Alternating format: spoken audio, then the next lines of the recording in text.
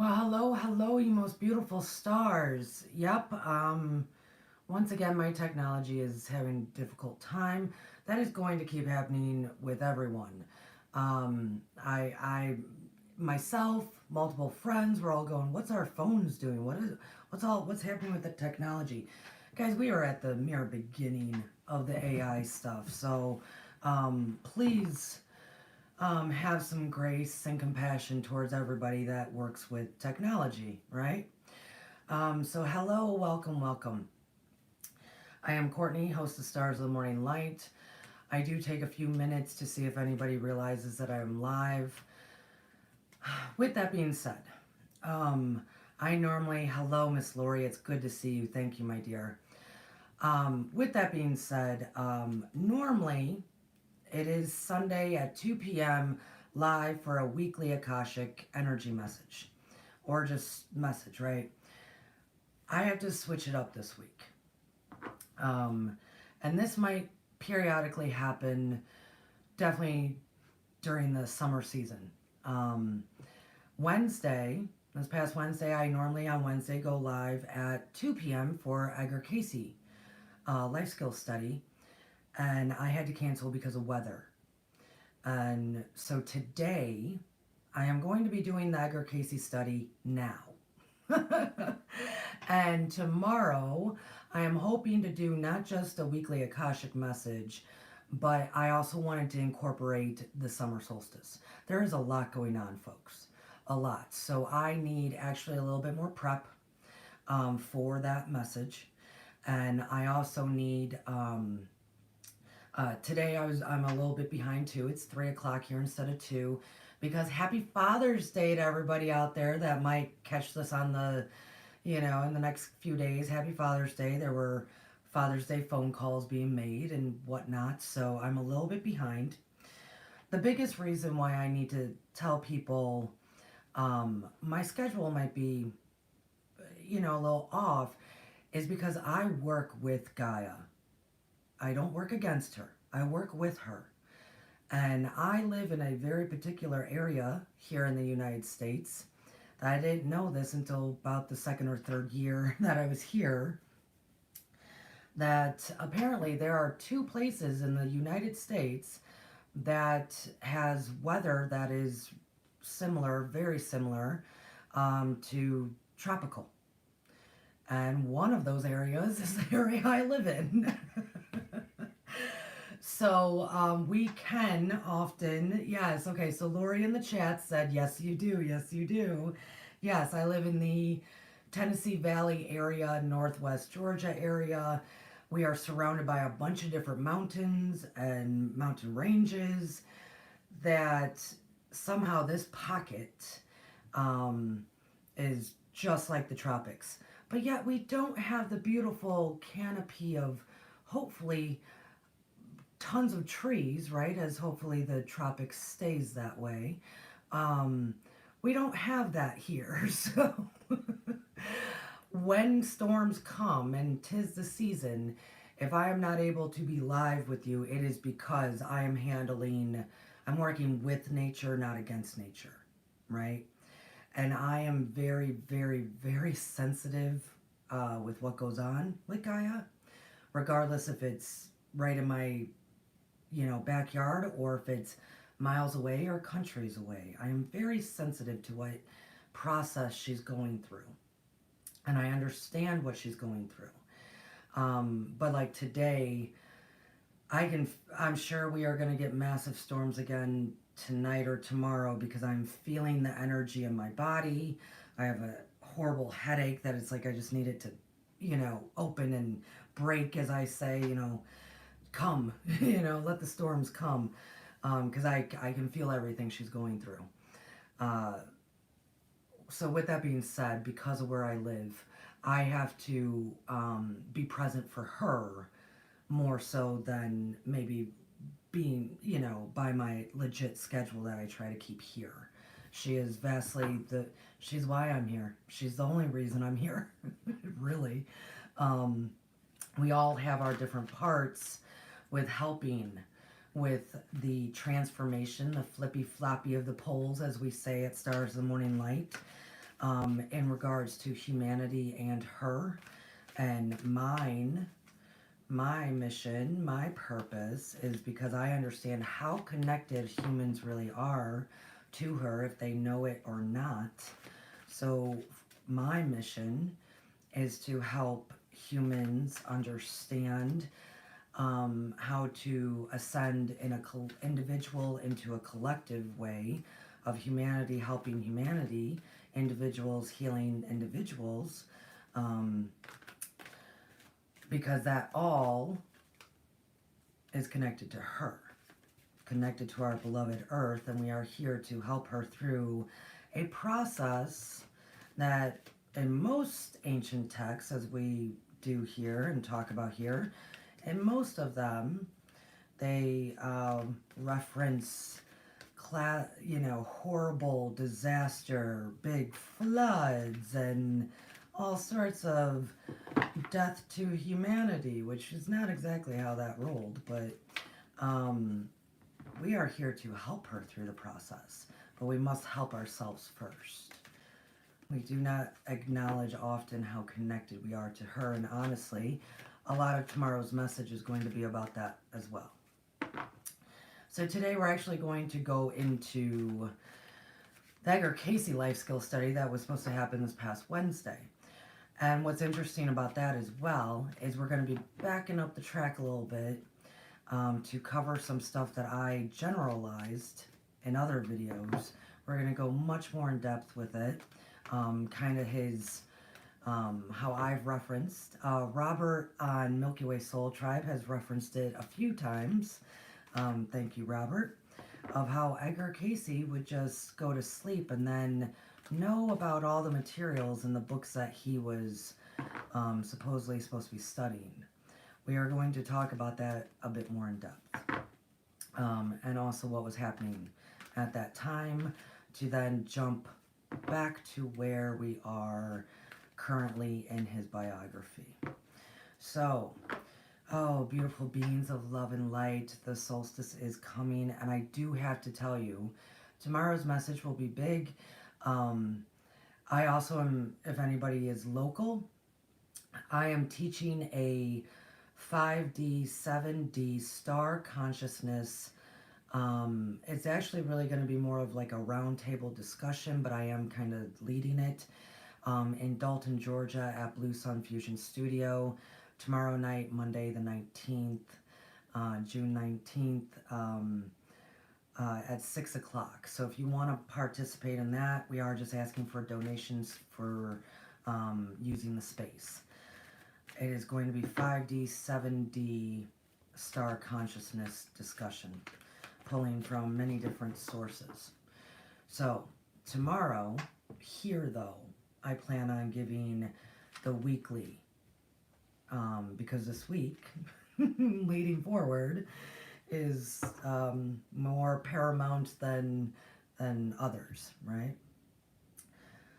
So let's all pick a card.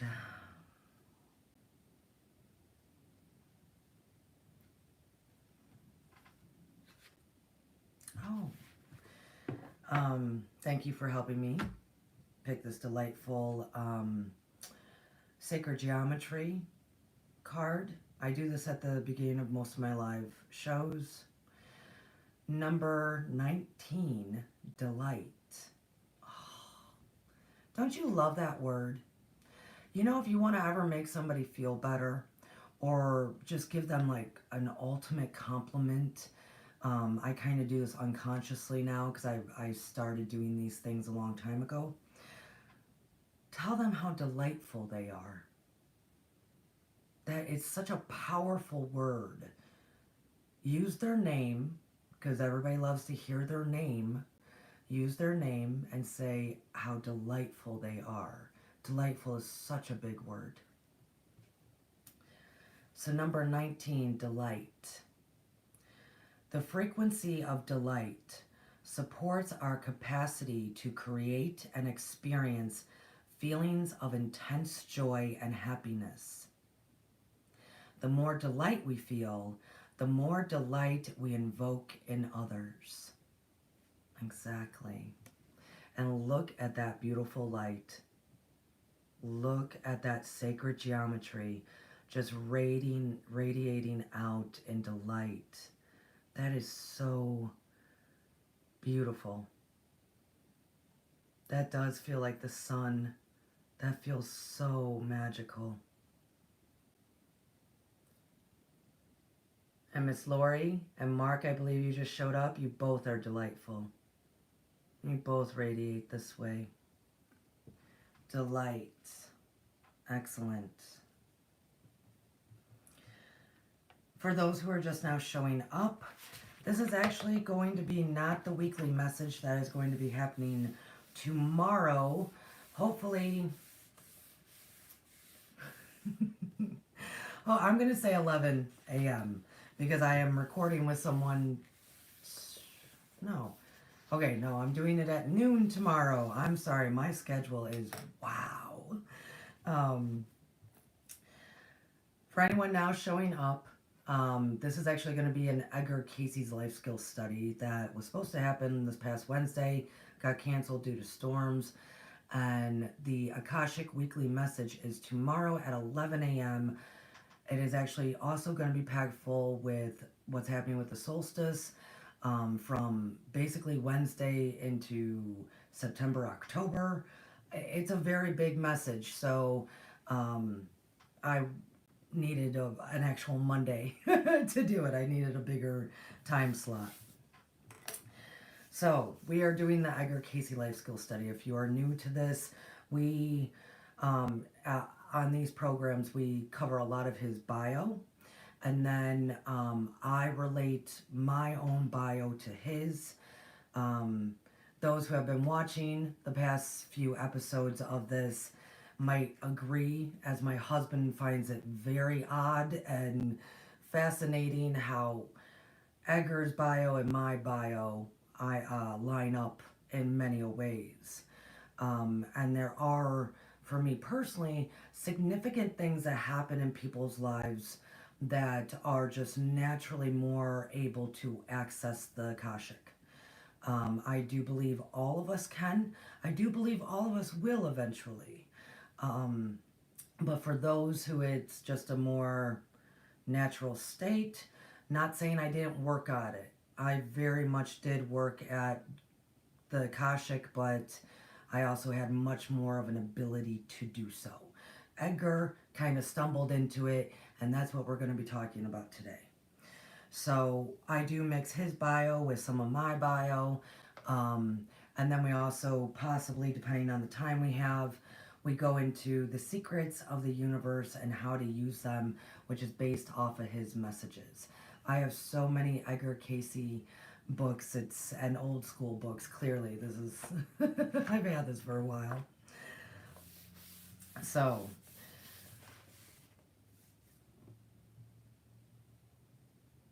Robert at the Milky Way Soul Tribe, which if none of you have heard, beloved Isby did pass this past week, and last night was a lovely memorial done live at Milky Way Soul Tribe. And in that, Robert mentioned again Edgar Cayce. Robert's a big fan of understanding and learning more about Edgar Cayce, as people were just talking and sharing and whatnot. But Robert tends to always bring up the concept of, yeah, you know, he would just like sleep on books, or he just would absorb books, and that's how he found out he could go to the Akashic. That's what I want to talk about now. We have already, in his biography, we've already gone to about the time he's 16 or so and has decided to leave school. And his grandmother has passed, and he very much has to kind of be the man of the house because of so much that his father lacks in productivity and being a decent human. I want to go back, though, now to specifically talk about how he was accessing the records unknowingly as a child, okay, and some of the stuff that happened around that. And then we're going to go back to his current 16-year-old self.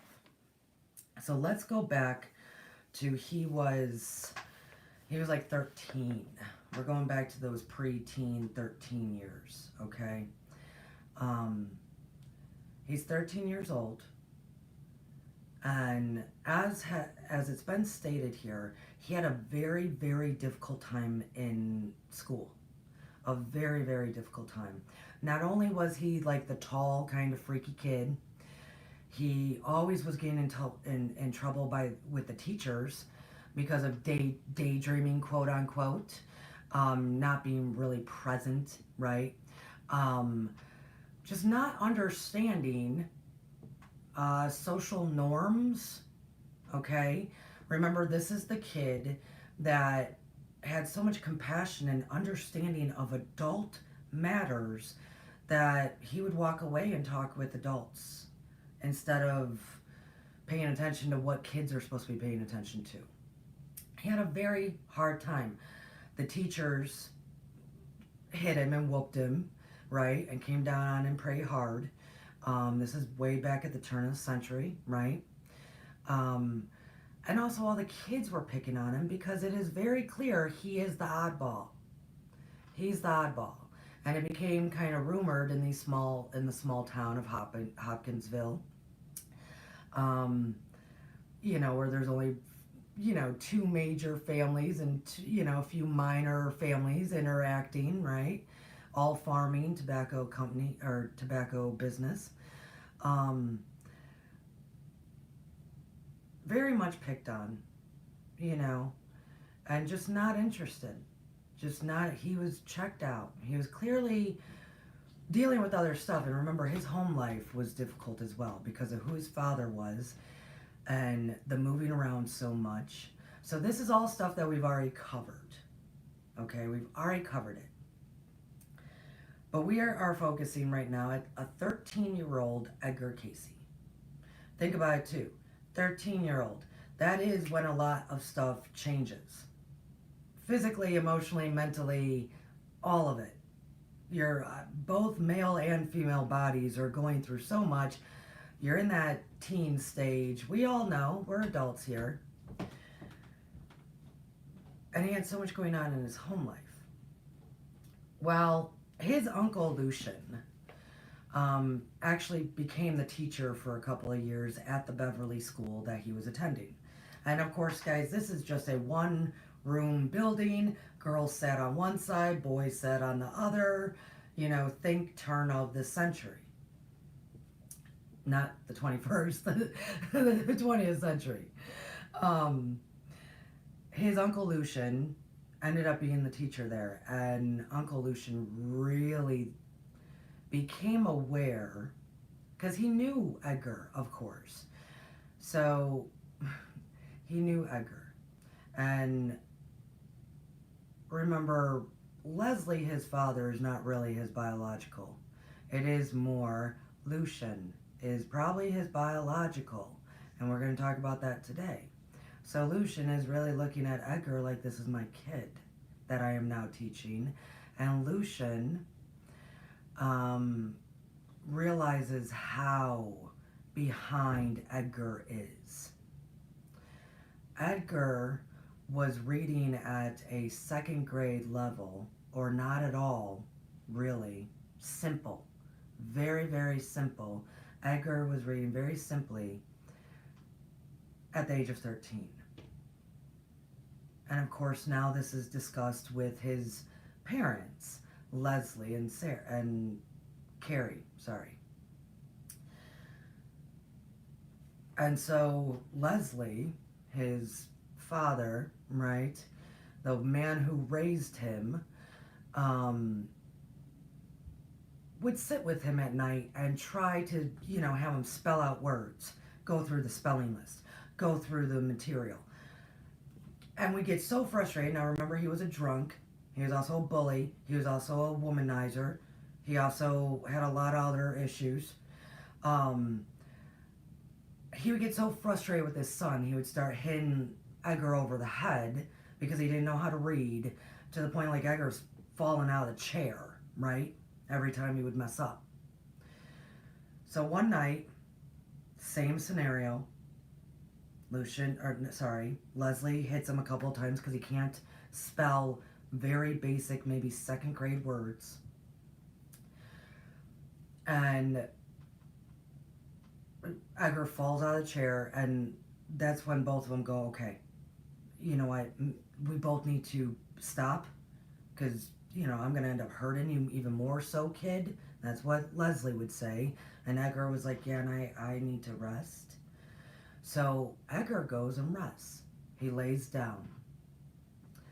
And before he lays down, feeling very shameful and feeling, you know, kind of also trapped, right? Because he's understanding now how important, okay, obviously some kind of education is important, and my father's going to keep beating the hell out of me if I don't get this right. He just did a quick little prayer out there. This is before he got really deep into Christianity, okay? He did a quick little prayer of, you know, please, I need to learn how to spell. I need to learn how to read. And he fell asleep. When he woke up, his father was ready to go right back to it. And he gave him a spelling word. Edgar wrote it. He gave him another spelling word. Edgar wrote it. Leslie stopped and checked both of them. They were both correct. He went through all the spelling lists that week. Edgar's just doing it. He's just writing them out. To the point that Leslie now is getting very angry, thinking that he cheated somehow when he was in his other room.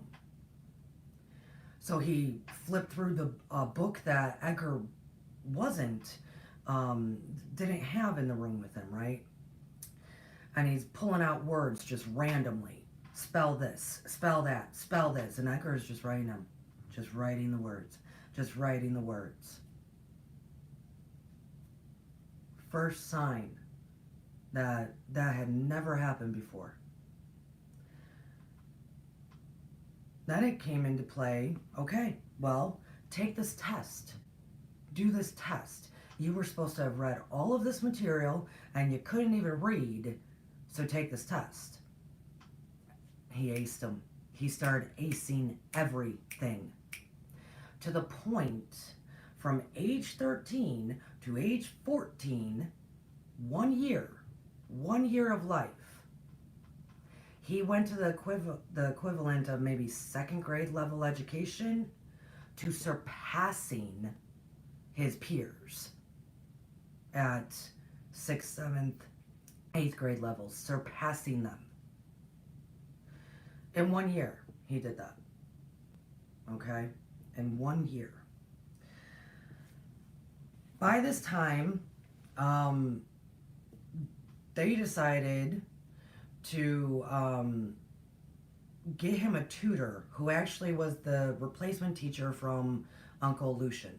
So he was also the teacher, but he also was tutoring Edgar at the same time, okay? Because he is just going and going and going. Nobody can figure out what is happening here. Edgar, remember, he is only 13 years old. He's not really understanding what's happening. But there's this new teacher who's also privately tutoring Edgar. And in one of those private tutoring sessions, the new teacher says, asks, how is this happening? I've seen all your marks from your previous years. You couldn't read, you couldn't write, you couldn't anything. How is this happening? And Edgar openly, bless his soul, love it, openly spoke to this new teacher about, well, it's like I go to sleep, and while I'm sleeping, the books are right in front of me, and I just flip all the pages. And then when I wake up, the information's in my mind. And lovingly, I'm so happy this happened. This new teacher, had a father who was actually in the Civil War, who his dad was gifted. that during the Civil War, somehow in a dreamlike state vision, would see, he was a captain, he would see what supplies and what kind of, materials and, what the army needed for whatever they were about to go do. He would, in a daydream, vision, sleep state, he would be able to visualize what they needed to be successful. And so this new teacher grew up with his father telling him stuff like this. Like, this kind of thing can happen. My men never went without, right? And now he's talking to this boy who's saying, well, in like a dream-like state, when I'm resting, I just flip through all the books. Pages just fly right by, and then there's the information. So he never disregarded what Edgar was saying. He never disregarded it. He actually said, you have a great gift. You have a great gift. Use it wisely. And at the same time, he also said, but listen, you still need to be a kid. He understood the, how children that are gifted tend to lose sight of still being a kid and innocent because they're already at a conscious level in comparison to more adult. And he said, you still need to be a kid. Go play with kids. I want to see you actually going out during recess. I want to see you playing. Okay? Anyone who has stopped in, thank you for being in the chat. This is not the weekly message. That will be happening tomorrow at 11 a.m., Monday, June 19th, because it's a big one. It goes into the solstice. It goes into so much that I needed much more time. And because I missed the Edgar Cayce Life Skills Studies due to storms on Wednesday, I'm doing it now. So that is why we are speaking about Edgar. It is good to see everyone, though. And happy Father's Day. So Edgar, in a year, jumps. In a 1 year, jumps multiple grades. I'm going to speak about myself for a moment before we go on with his bio, because that is what I do during the bio section. This is why my husband, when he first learned about Edgar Cayce, he was like, oh my God, no wonder you can do what you do, Courtney.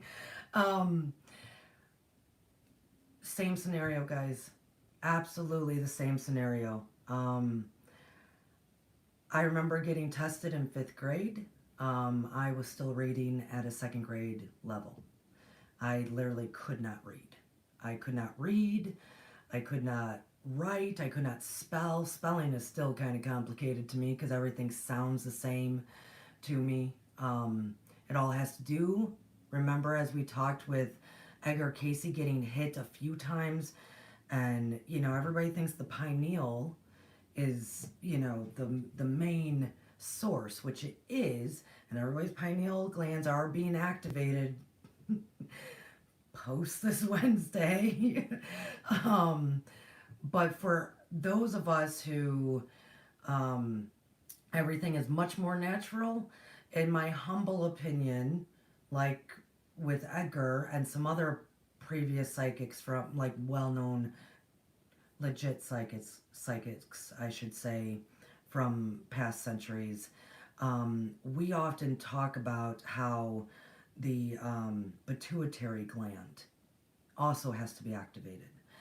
Something has to happen, right? Because the two kind of work together, because the pituitary gland is when we take all the information in, hearing and sight, and it kind of goes through the pituitary gland and then gets filtered out into our perception and subconscious and consciousness and frontal lobe, and it goes there first. So when that gets hit, when that gets knocked, which mine did actually a few times, I'll probably end up talking about another one here today.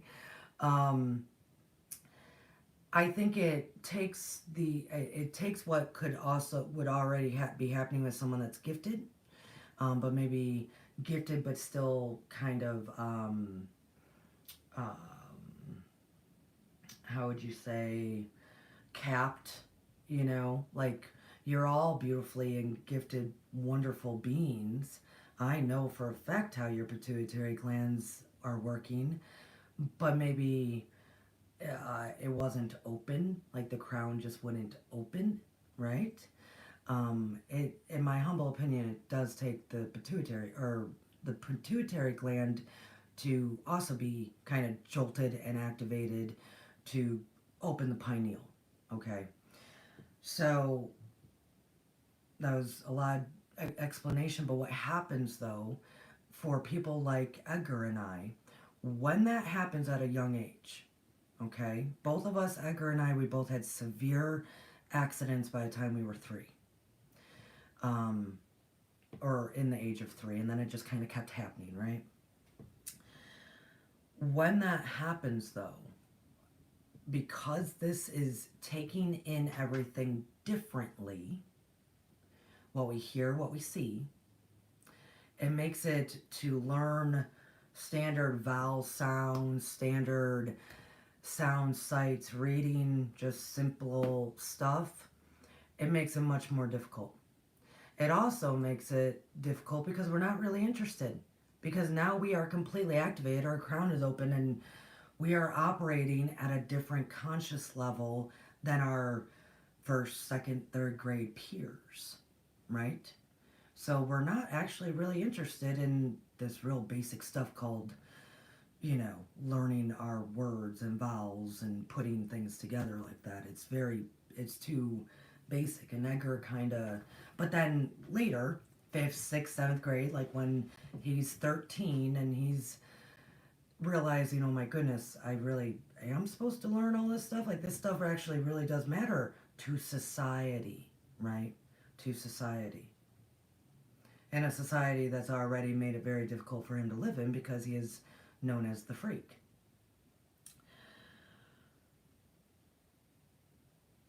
Here's something though that makes it a bit different for what ignited also in Edgar and in me was we needed to find something that was more intelligent. And there are many kids out there that need this as well. I remember they were trying to have me read something in some grade school book, and it was a story about some kid who lost his lucky sock, and so he's running late to school that day, but he really needed to find his lucky sock for the test and, you know, do good on the test at school. It was like the worst story ever for me. Because I was already a child that was like, what the hell's wrong with this kid? Tell him to put on some socks and go to school. Like, I was beyond, you know, I was already living much more of an adult way. You know, I was taking on adult concepts like Edgar was because of his home life, and I was already at a conscious level there. So to read See Spot Run, to read these ridiculous children's stories was very annoying. And Edgar also kind of felt that way. Until, for him, it was stories from the Bible that he started hearing when his family actually started going to church. He started hearing these stories and it was like, whoa, there's something that has meaning out there. There's something that has deeper, you know, conceptions that I have to think about, right? Instead of See Spot Run or the nursery rhymes that they were doing. For me, it was different material. It was vastly different material than the Bible at that time. But I also, so at 5th grade, I was still testing at a 2nd grade level. There was nothing I could do about it. Absolutely nothing I could do about it. I was in all the special classes. I was in all this and that. There's absolutely nothing that was going to happen. Something shifted.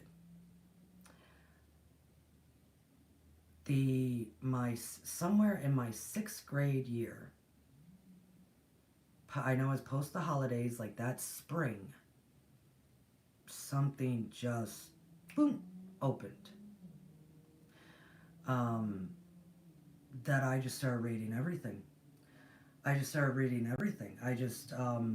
For me, it was, honestly, it was the Fear Street saga that I first went, oh, look at this. This is a good story.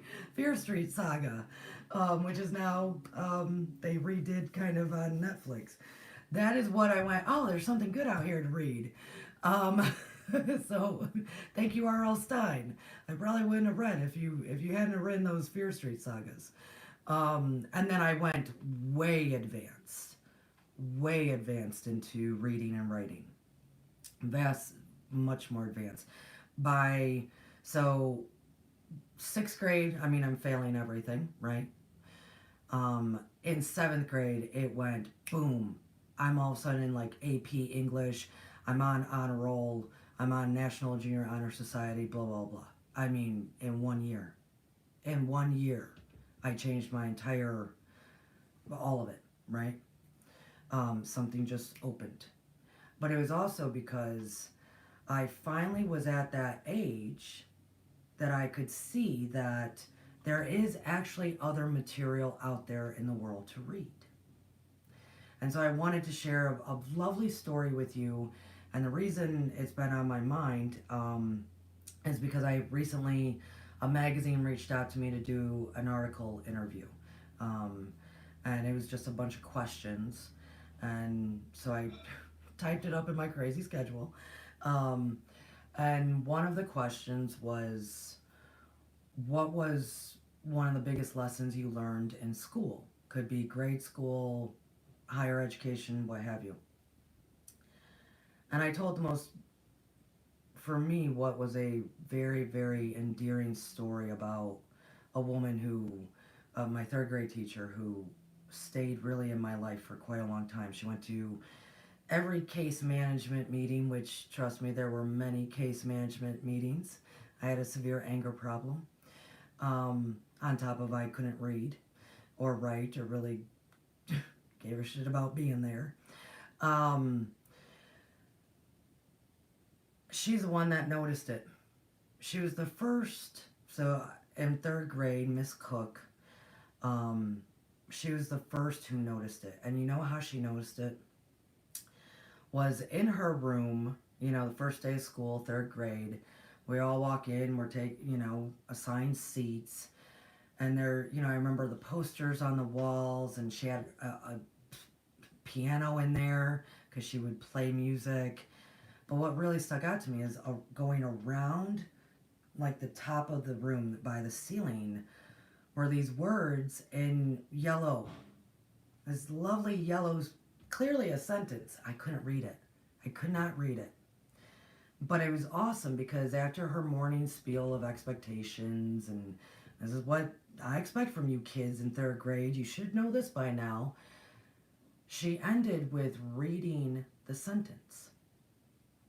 And the sentence was actually the golden rule. So it said golden rule, and she wrote it perfectly, perfect English, and it was all in big, bold, yellow letters. Golden rule, treat others as you would like to be treated. I had never even heard that. I never heard it. I couldn't read it, but man, I loved that the first word was golden because I loved the color yellow and gold, and I didn't know how to read it, so I just kept saying, okay, memorize that one. Memorize the word golden. Remember, memorize the word golden. Like, you can do that, right? But I never... So as she read it, then she's talking to the kids in class about what do you think that means? And many of the kids had heard this. I had never heard anything like it, ever in life. Like, who talks like that? And they're all sharing, and I am clueless. And I mean, I probably checked out, and she probably knows I checked out because I feel kind of ashamed because I couldn't read it, and clearly I don't even know if I agree with this, and you guys are all being taught these things. So a few weeks later, she had this thing called Teacher's Helper. Every week, a student was, was picked to be a teacher's helper, and that meant you stayed back in recess and you helped the teacher, put papers together or sort things or whatever it is. It's a very big honor, a very big honor for a third grader. And the first week that I was a teacher's helper, as I'm sitting there, I think, organizing papers, she said, "Hey, Courtney, can you read that sentence for me?" And I had to admit to her I couldn't. And I said, "I know the first word is golden." And she said, "Okay, okay." And so we read it a few times together, and she said, "What does that mean to you?" And I straight up answered, truthfully, I said, "Well, I don't think it's true, because that's not how the world works." Which, as an adult, looking back on it, that must have been jarring to hear a third grader say, because that ain't how the world works, right? She kept working with me every day for those 5 days as I'm a helper. We would go over that sentence. And we would talk about the meaning. And we would debate. She would debate back and forth with me. We would talk about the words that were difficult for me. Treat was difficult for me because apparently it's spelled the same way and it has multiple meanings. Okay. Others was difficult for me because it started with a vowel. And vowels and me they all sound the same, right? So there was a lot of tricky at just for the basic reading aspect, but also there's meaning to this sentence that had never been ever once had anyone talked to me about that concept in life ever. And I was struggling to understand that was even a possibility, because what does treating others have to do with anything? What that? I mean, I have so many questions. So I see those coming in. I am relating a personal story that relates to what Edgar Cayce also probably went through. So by the end of the week, I could read the entire sentence. So, ladies and gentlemen, that was the first sentence I ever read.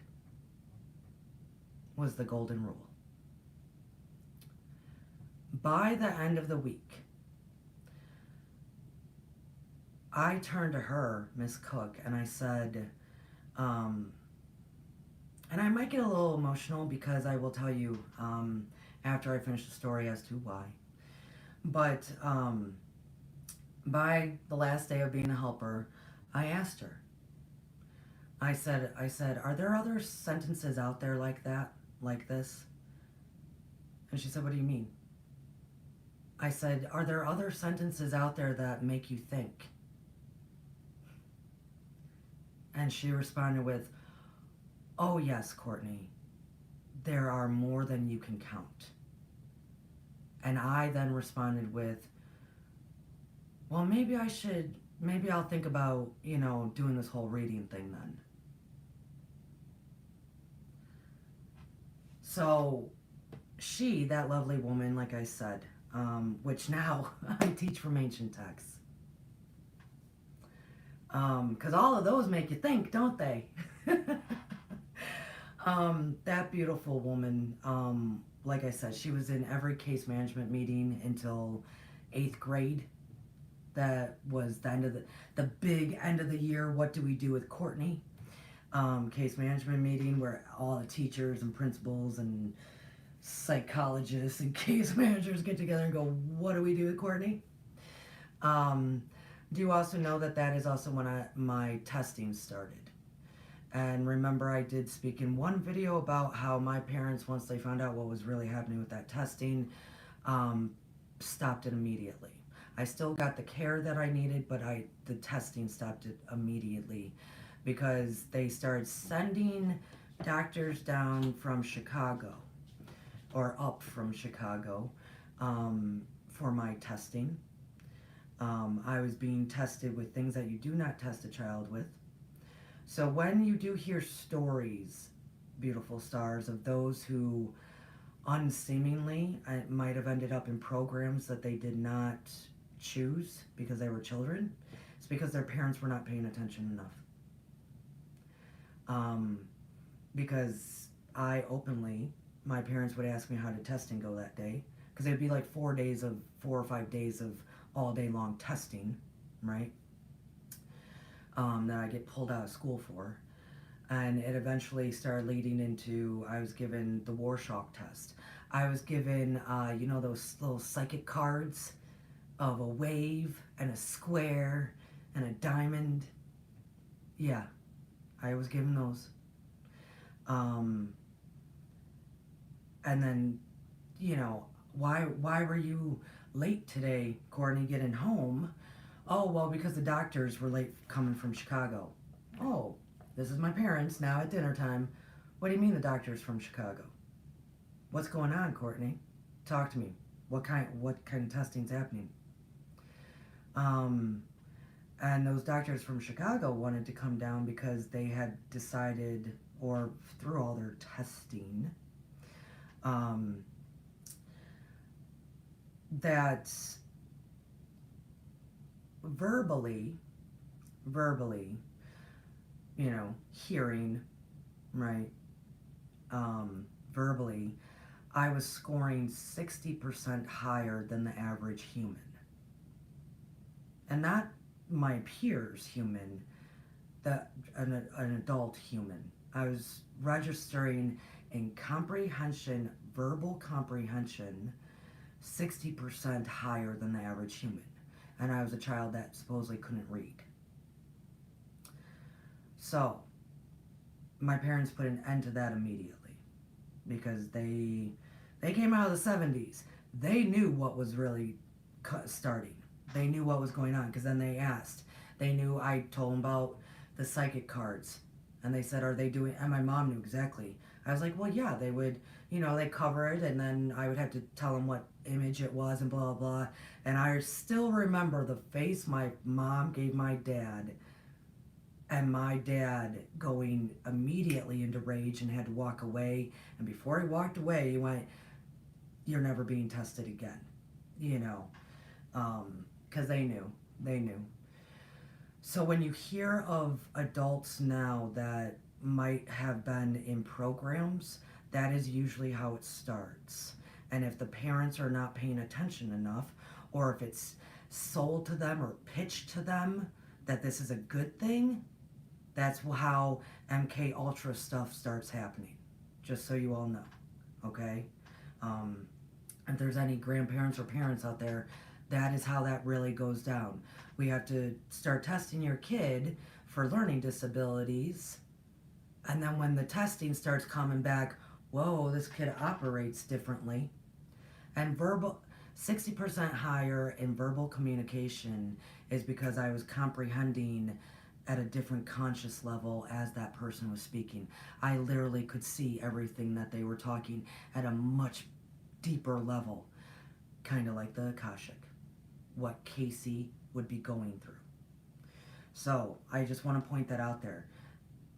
That's one way you can also distinguish between people that are just saying random stories, because I'm compassionate to them. They do need help.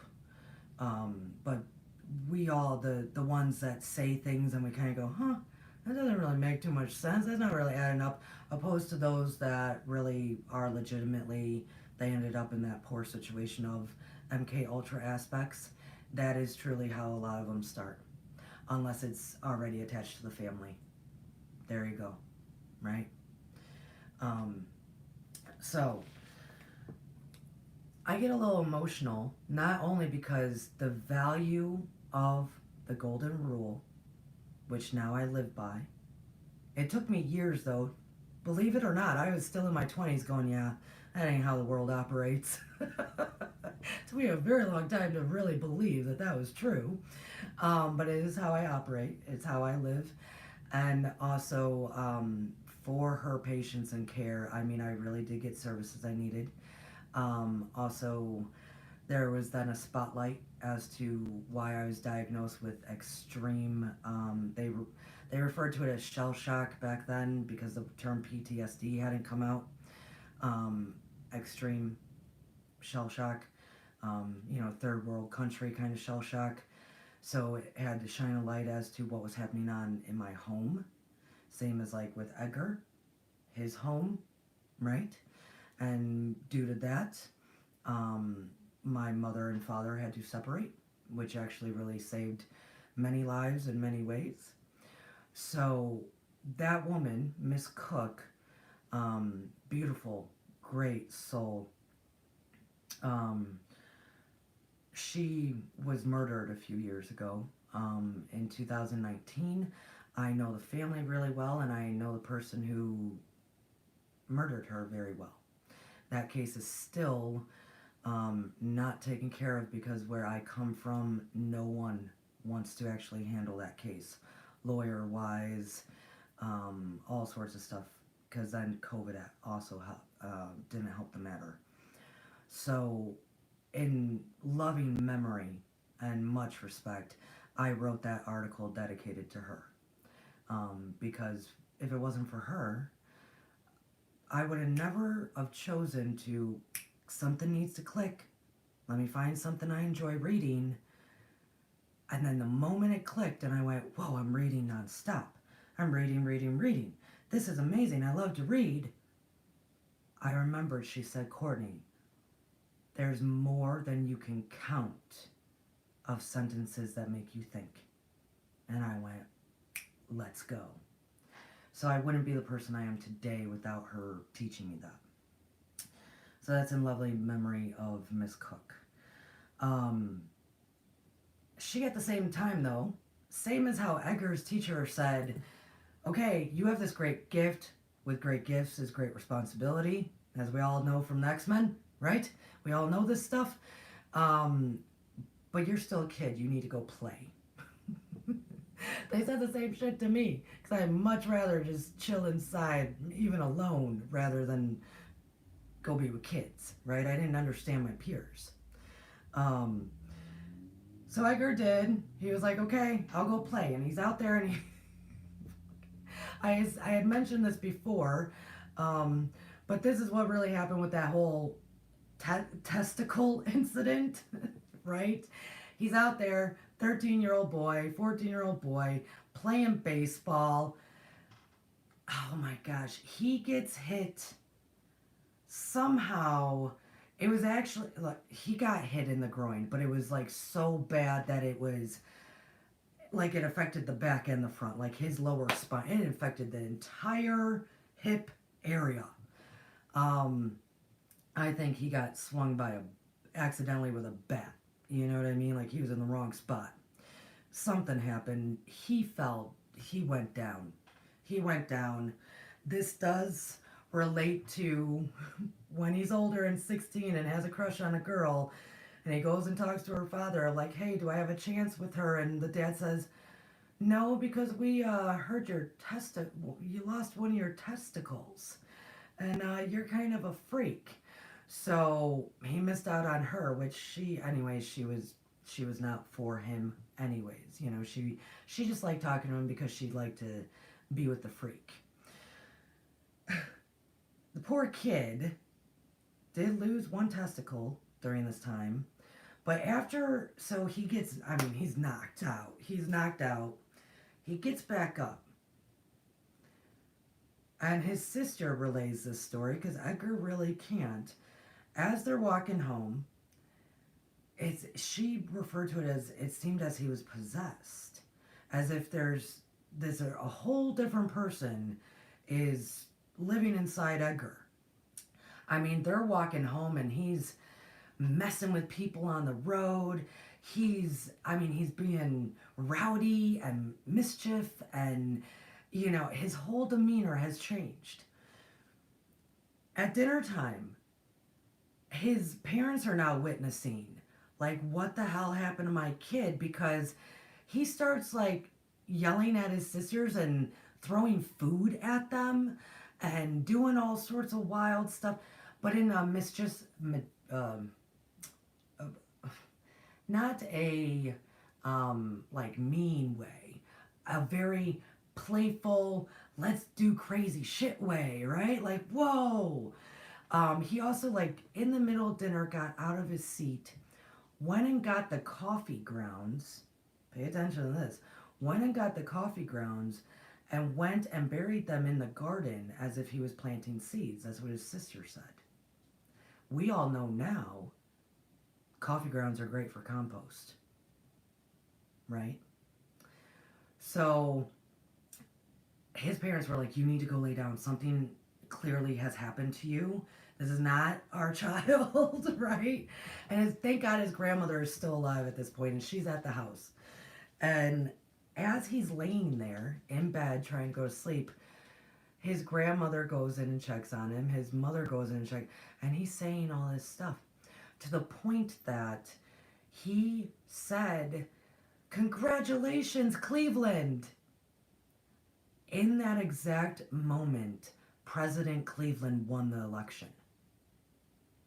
There was no way they would have known. No telephones. The newspapers surely haven't showed up. It was the exact time that he yelled out, "Congratulations, Cleveland! Woohoo!" He was wild. He knew stuff he shouldn't know. He's putting coffee in the ground. What is happening? And before he went to bed, he told them, hey, there's an issue at the back of my head. Probably because he fell backwards. The bat hit him in the front. He went down, right? Very hard hit to lose a testicle and have all sorts of issues. Hit in the head. He started telling him, hey, I need you to put these herbs together. Basically, I need you to make this compress and put that big glob on the back of my head and wrap my head, and I'll be fine in the morning. Well, his parents were like, no, because this kid's possessed. Like, we're not doing. But remember, the grandma, Sarah, was married to his grandfather, who was extremely gifted. Extremely, extremely gifted, and a great man. That she was like, I don't care what you kids say. And she put the compress together, wrapped him up in it. The next morning, he was perfectly fine. Exactly how Edgar always was and is. Whatever had been present was no longer there. And Edgar did not remember a single thing. Did not remember a single thing. So, how anyone would interpret that in today's world 100 years later, knowing stuff that we know, yeah, something probably did possess him. But not all possessions are necessarily bad and evil. It probably was he went somewhere, maybe he was in the Akashic the whole time because he got knocked out, and another being came in, right? To then inform them, hey, if you don't take care of this head, this is going to be an issue. But once they got here, they went, oh, this place is so much fun. You can do whatever the hell you want. Let's throw food at our sisters, right? I mean, this world is actually a lot of fun. We just forget it because we're told not to throw food at people. We're told not to be mischief and clever and crazy, and, we're told not to do it. Well, that being that probably entered to make sure that they knew how to handle his head, well, shoot, he also then did him a favor and handled the garden. He knew that coffee is great for compost. So I'm assuming that's what happened. And Edgar returned the next day, which also means, though, he was most likely in the Akashic or somewhere. Right?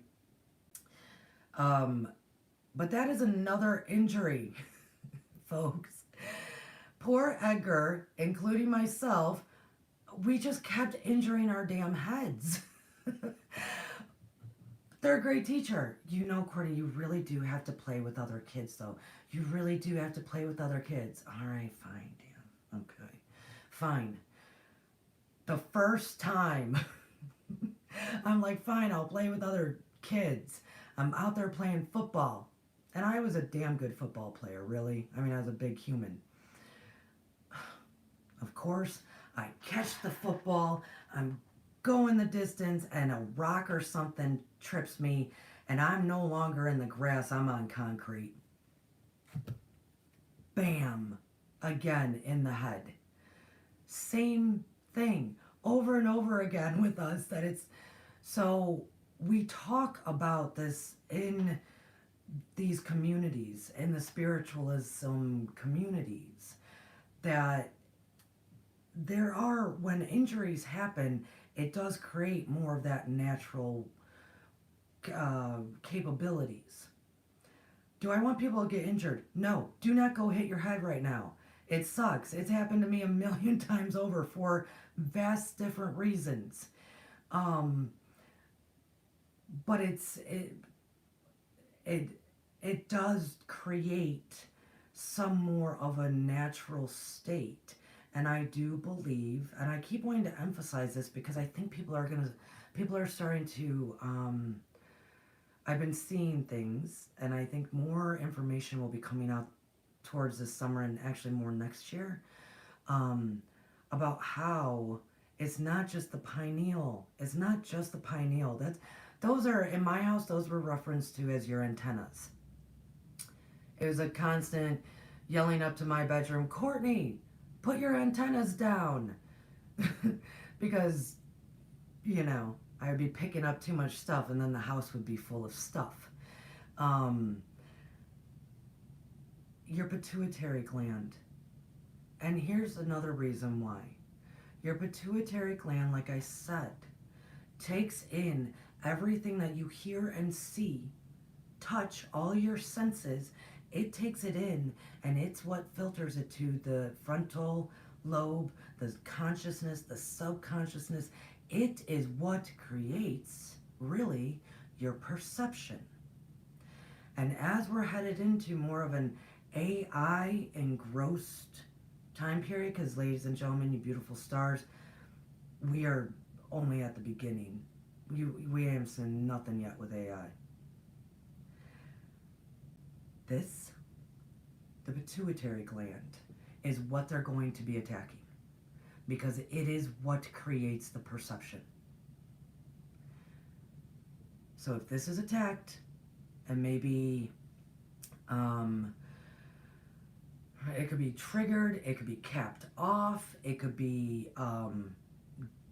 somehow disintegrating, I don't know, it could be all different various forms. That is how they will control perception. So I'm not telling anybody, let's go, go bang yourself in the head. What I'm saying is you can do something about it, and I'm going to show you physically right now. This comes from my teachers. Every teacher should have teachers. I have teachers myself, and they gave all of us students a few Mondays back full clearance to teach as many people as we can in this, okay? So I'm going to teach you right now, because what you see on these screens, what you see coming through the AI, starting now and always, which I was able to start seeing the subliminal messages at a very young age, they're all going to be going to your pituitary. And what's interesting for me personally is my teachers are teaching this cleanse, right? This AI technology cleanse, but they haven't even mentioned the pituitary, but I know that's what they're doing. So what we do, and guys, it does work. So I'll show you, and then we can do one together, okay? What we do is we take our middle fingers here, right? We take our I didn't mean to flick you off. We take our middle fingers to our thumbs, and we kind of just we knock them together. We're activating them, right? We're activating our own energy, middle finger, right? And then we go with the middle finger right to the top of where your eyeball ends, right up here, because it's like the information goes in and swoops around, right? That is really how it works. That's why our eyeballs are round, okay? So we activate our middle fingers, we take it on both sides and go right to where the top of the eyeball ends. We can all feel it. And I'm going to just do one side so I can make sure I'm showing you guys appropriately. We go around, and we wipe that eyeball. Oh my gosh, this feels so good. We go across the temple, right? We go over the ear. I'm going to turn. We go over the ear, okay, which is cleansing the pituitary, right? So we go over the ear, down past the ear. You guys all get to see all my tattoos.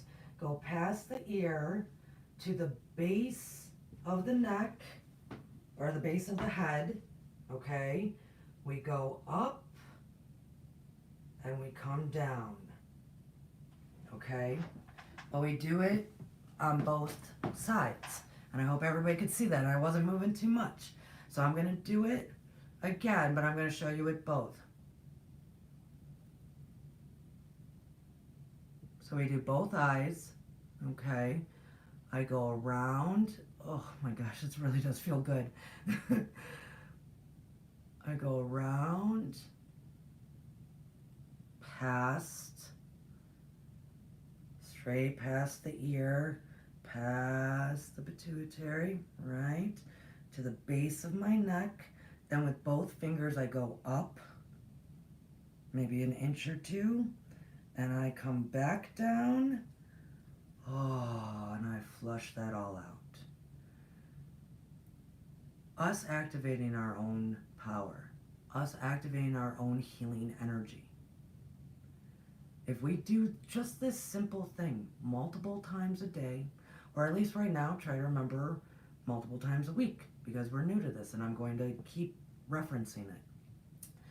It really does then flush the eye, and flush because it's your own healing energy, it's your own desire to get rid of the AI subliminal, the AI attack, the AI.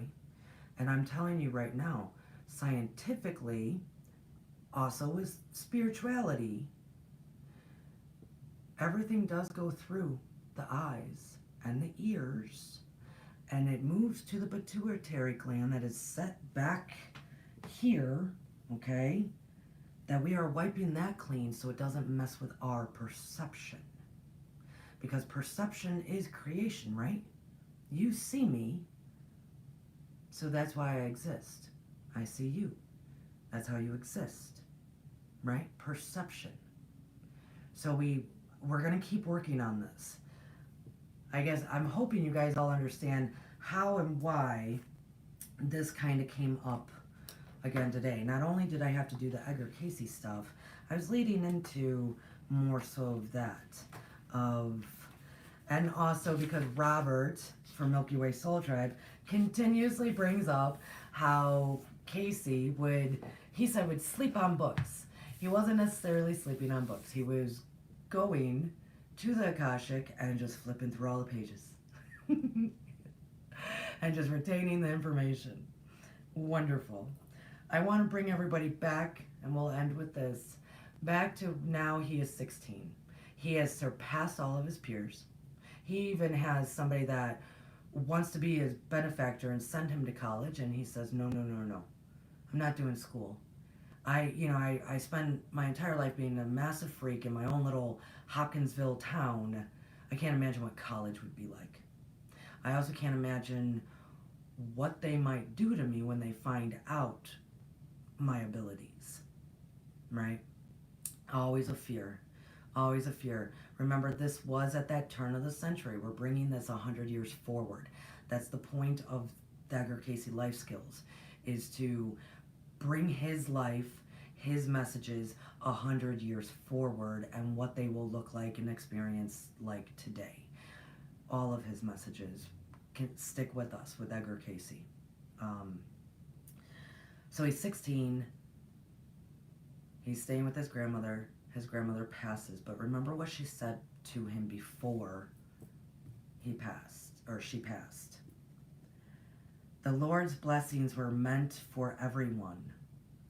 A person had only to eat the fruit of the tree, and Edgar could be the instrumental in bringing that fruit to them.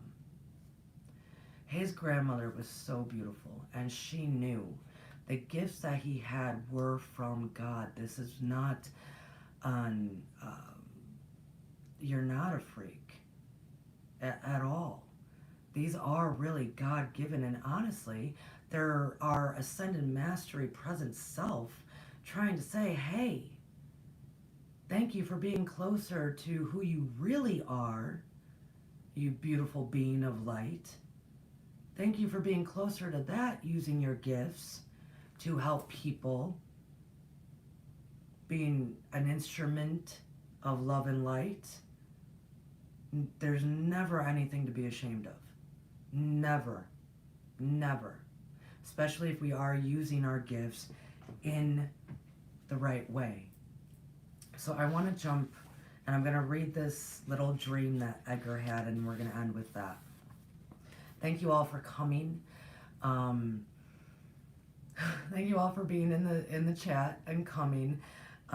Tomorrow, like I said, is actually going to be the weekly Akashic energy message, because I'm mixing in with the solstice and all sorts of stuff that's going on.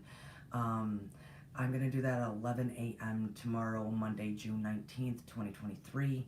I also have some summer sales going on, so please check out starsofthemorninglight.com. I'm selling my moon manifesting course that I actually recorded with the patrons, and then a bonus Q&A video of questions that have been compiled over many times I taught the class for a very discount price. If you are curious about gaining the knowledge and experience of 25 years of moon manifesting. And I'm also running a summer timeline sale that you can, I only got 5 slots that I'm doing in 1 week in July. You can buy it now, one of those slots, Monday through Friday. I believe it's July 17th through the 21st, for $40. My timeline cleanses, my Karmic Timeline Cleanses are usually like $100, so $40. So for $40, it's a really good deal. Always visit Stars of Morning Light. Check out the blogs, the meditations, and consider joining us on Patreon. We're working together to always be better and enlightened with massive delight, as our card was today. That's a beautiful sacred geometry. I'll read the card and then read the last story from Edgar. Number 19, delight. The frequency of delight supports our capacity to create and experience feelings of intense joy and happiness. The more delight we feel, the more delight we invoke in others. I had said at the beginning of the show, my goodness, that is so beautiful. That is actually how I see all of you.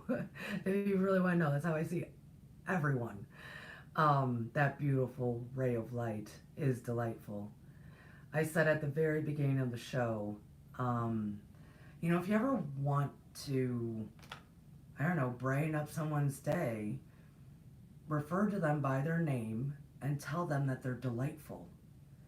The word delight, delightful, full of delight, is very, very powerful. Very, very powerful. And who doesn't want to know that they are this right here? That this is why you're calling them delightful.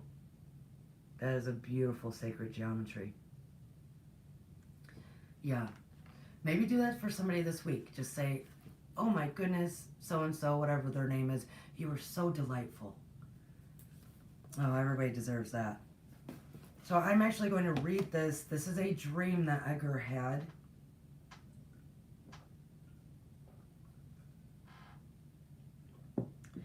So we are now 16, 17. He has to be more of the man of the house, okay?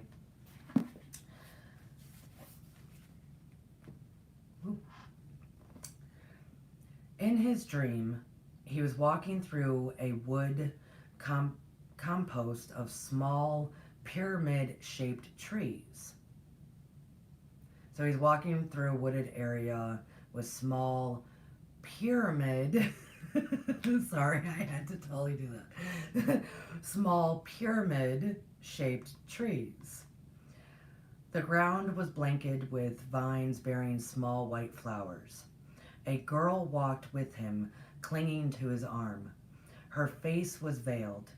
They were happy, content, in love. The ground sloped downward to a stream of clear water running over white sand with pebbles. They crossed to the other side, where they met a male figure who was bronze-skinned, nude except a loincloth, and had wings at his feet and shoulders. He carried a rectangular sorry. Oh, see, it's not just me, guys. Pyramids. He carried a rectangular piece of gold cloth. Clasp your right hands, he told them. Over their clasped hands, he laid the cloth. United, you may accomplish anything, he said. Alone, you will do very little. The winged man disappeared, and Edgar continued walking through the forest with the veiled woman until they came to a muddy road. Edgar and the girl were looking at it, wondering how best to cross it without soiling their clothes. When a brown-skinned male figure appeared again. Use the cloth, he said, then disappeared once again. Edgar and the veiled woman waved the cloth in the air and then found themselves on the other side of the road. Eventually, they came to a cliff. Here they found a sharp knife that Edgar used to cut steps into the soft rock, which he and his companion used to climb higher and higher on the side of the cliff. There, the dream ended. Each time Edgar had this dream, he would ponder its meaning. For many years, he thought the veiled female represented a woman who would become his wife. Later, however, he would interpret the dream's symbols using guidelines suggested in his own trance readings and came to believe that the veiled woman was not a flesh and blood wife who would make his life complete, but rather a metaphor for his own psychic ability. The winged man was a messenger of God's, directing him to make peace with this aspect of himself if he was to accomplish anything. He had to truly unite with his psychic abilities if his life was to be worthwhile. Hence why his grandmother said, "You are instrumental in helping people know the fruits of life."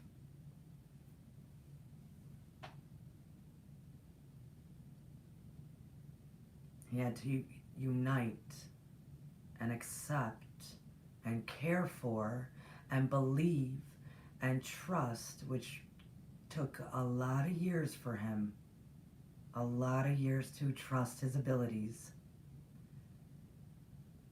to actually be who he is for us in today's world. Same goes for you. Same goes for me. There's going to be so much enlightenment, so many opportunities of crowns opening. We'll talk about it tomorrow. That it is truly a gift from God. Truly a gift from God. But man, the road, that muddy road, how do we cross through it? Well, you know what? We just use a golden triangle and go to the other side. But it does take uniting and accepting and caring for your own gifts. So, I love you all. Now you may see why I did what I did with going to the Edgar Cayce study that was supposed to happen on Wednesday, but I didn't because of storms. I believe it puts us in the most perfect place for tomorrow's message at 11 a.m. Eastern Standard Time. And if I don't see you in the chat tomorrow, I know you will catch it on whatever time works best for you. And you are so delightful, all of you beautiful stars. I appreciate you all being here. Happy Father's Day. And I will see you tomorrow. Yes, namaste. Keep shining, guys. I'm so excited for you all. Cheers.